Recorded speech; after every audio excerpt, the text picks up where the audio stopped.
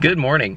It's Sunday, July 8th, 2018, and it's another SCCA Champ event. This is event number 8, and it is a scorcher of a day. Summer is in full swing in San Diego. It'll be a different strategy for today with the tires. You want to make sure that you're keeping them a little bit more happy. I don't have a water bottle to spray them down, or like one of those garden ones that you can pressurize, but I think it'll be okay. There's only 4 runs, so as long as you don't kill the tires on the launch or spin or do something funky, the tires should be pretty good for those 4 runs. But I expect it to hit 100 degrees down here later this afternoon, but thankfully I'm in the 3rd run group, so I'll be done before noon, well before the hottest part of the day. And yeah, we'll just see how it goes. I'm feeling much better this event, making sure that I'm staying hydrated and all that good stuff. So I don't want to have a repeat of last time where I got dehydrated. So just staying on top of hydration is pretty much my biggest goal today, other than driving. All right, so it's 8 o'clock now. That means it's time to go walk the course again. So I will head out there and try to get as many laps in as I can, come back, finish prepping the car, and get ready to drive. Hi, we're UCSD SA. If you don't want to work the course and sweat in the sun, we'll work for you. Go to our tent. How much is it? Oh, $35. What? For the first 3 groups, then 40 for the next 3. Global warming.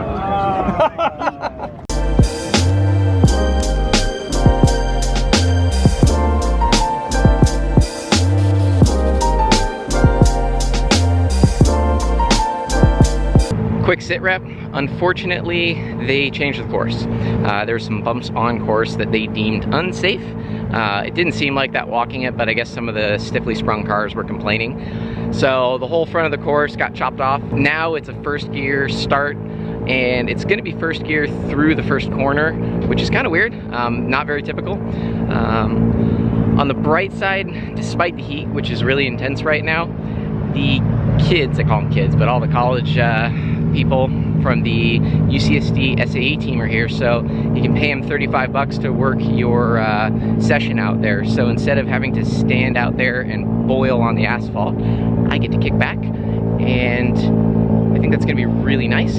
So I am going to run to Starbucks because I didn't bring food, which I did again. I just didn't budget enough time. Surprising amount of cars down here considering the heat. Usually these events are pretty light on attendance when the temperature's up, so this is pretty cool to see. Some of those ES cars are particularly fast. Last time, actually, there's that 10th anniversary 99 hiding behind this Golf. He actually got the top PAX time at the last event. Pretty impressive. I like how they have the PAX system for this, so you can compare times. That's pretty nice. Bummed, really bummed actually, that they shortened this course, but oh well, what can you do? I hear you, man. I hear you. Tyler is beating you. Top turn 40 trips to lights with a 52.792. This is one of the local STX competitor cars. Driver is Justin, and I believe his wife, Brianna. They have a lot of fun. Pretty cool. They also run this car in rallycross. That's what the pods are for. So stock suspension, I think just a header and a tune. So pretty basic setup, but he is right there with the rest of us. The lot's so rough that you don't need too stiff of a coilover to do well. I almost forgot to mention that I hit a huge milestone with this channel last week. I finally hit 1,000 subscribers. That's been something I've been working towards. It's kind of been my goal since I started doing this pretty regularly since January, and I'm just really happy I made my goal in the timeline that I wanted. And it might not be a lot, but it means a lot to me, and I'm really humbled, and I just can't thank the viewers enough, you guys, for watching the content. Otherwise, I probably wouldn't be doing this as much. I appreciate the feedback, and looking forward to hopefully more and more videos. I'm gonna keep making them as long as people are watching them, right?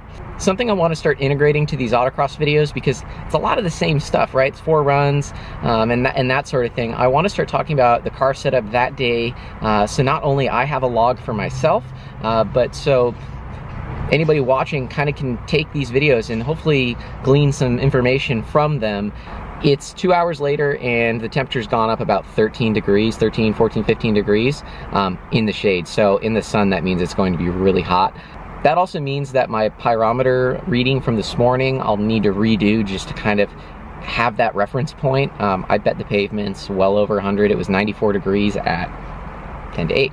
So that's going to be challenging today.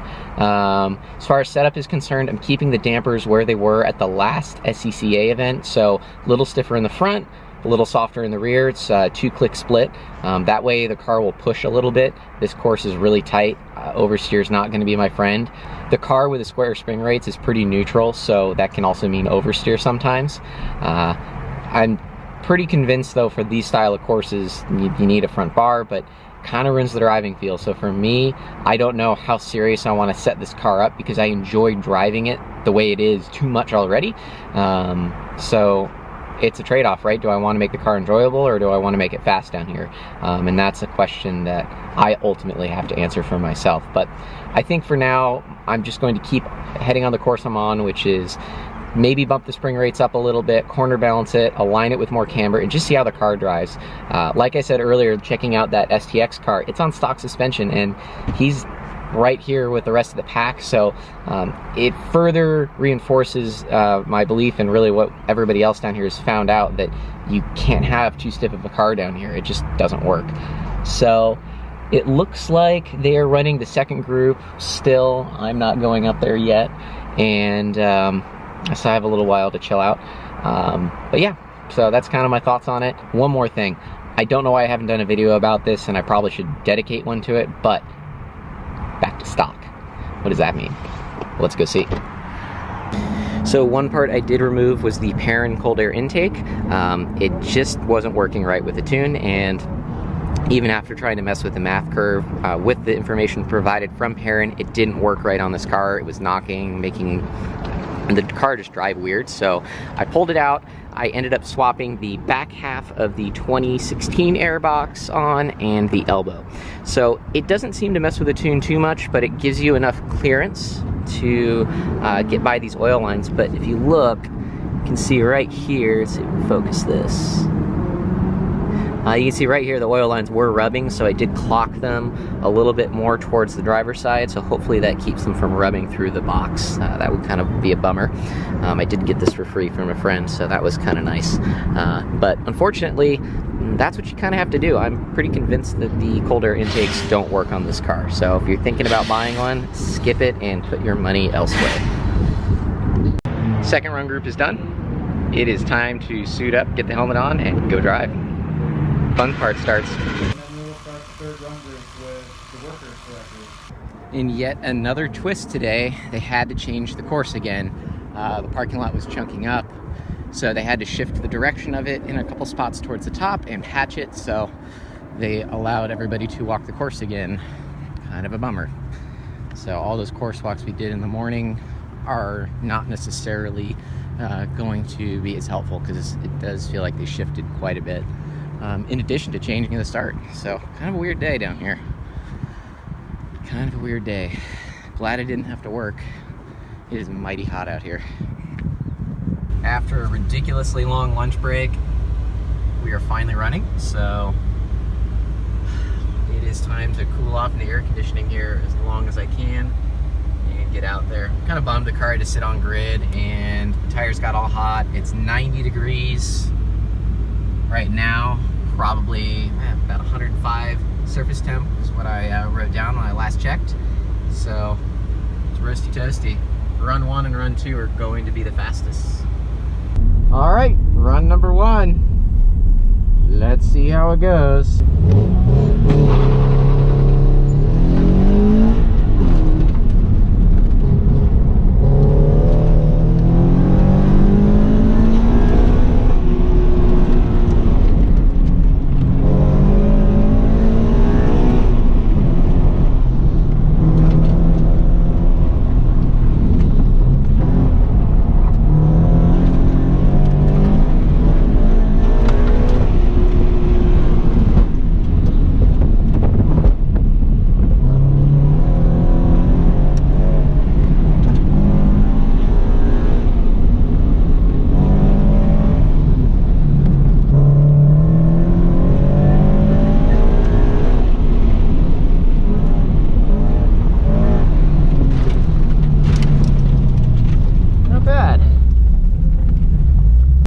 Thank you. Let's check these tire pressures, tire temps, and go from there.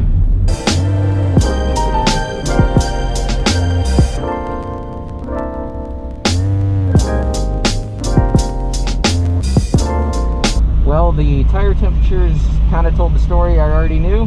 More front camber. I might need to take a PSI out of the rear driver tire, but I don't think it's worth messing with too much. I'll see how they rise up after that second lap, but they're all pretty hot. So it was like I predicted. Tires were basically ready to rock on that first lap, but the car balance feels good. And it's time for lap 2. Let's see how this goes.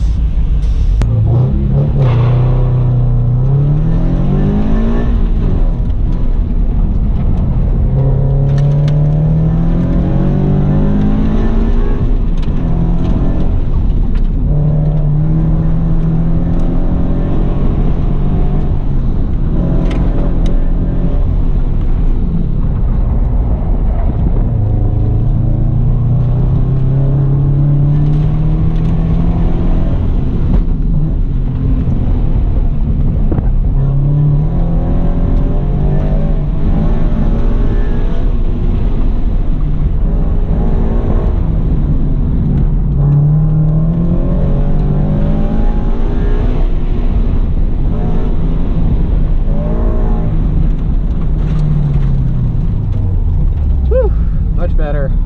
Thank you.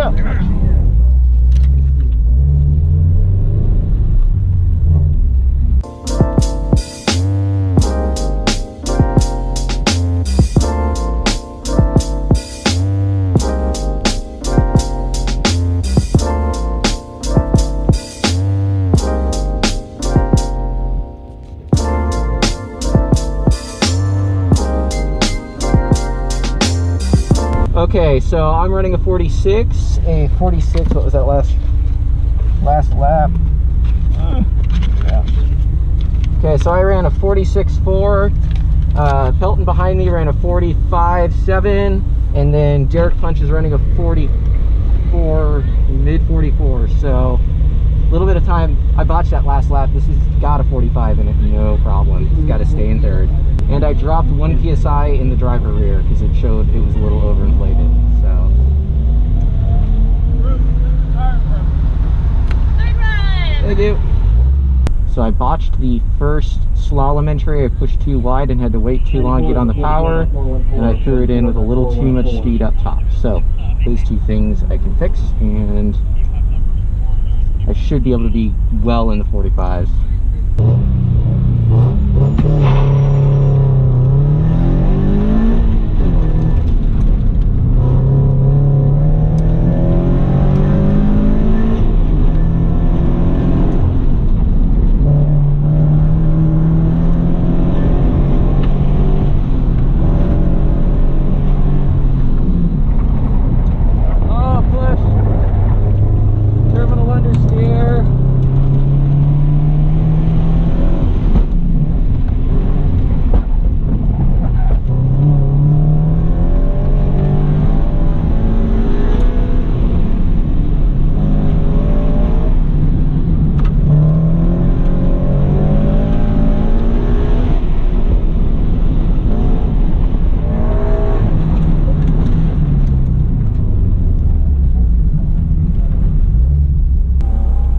Thank you. Not good enough. Not good enough. I need to get that first corner nailed. It's hard. I have to wait so long to get the car ready to put power down, and then I bottomed the front out going to the back section. All right, last run. Thank you. Okay, let's see if I can do a 45. I think I got it. I think I got it. I think I got it. It's all in the car. It's just a matter of piecing it together on this run, so I'm gonna focus.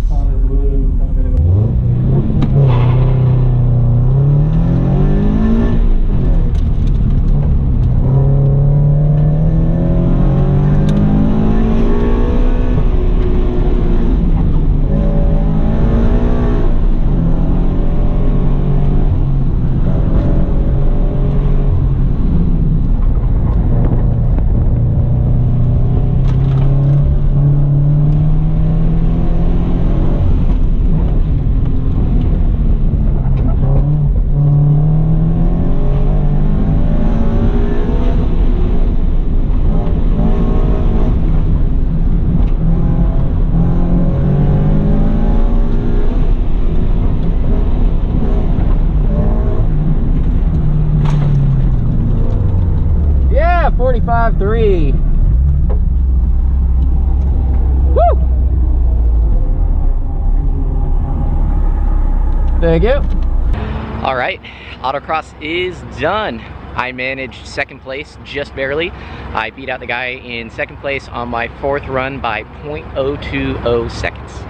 Does not get any closer than that. I was less than a second off Derek Punch's time, which is awesome. So that means I'm getting better. Even with tires that are getting really old, these tires have almost 100 runs on them, which is awesome. The pyrometer is a huge game changer for me. The fact that I'm using it consistently really helps. Now I can actually manage the tire pressures correctly, and even dropping 1 PSI in one corner of the car helped. So that's going to be a must-have basically at every event for me, and I would encourage everybody else out there to do it. That's it. Thanks for watching. And if you feel inclined, hit that subscribe button. Let's keep this channel growing, and I will see you the next time. Later.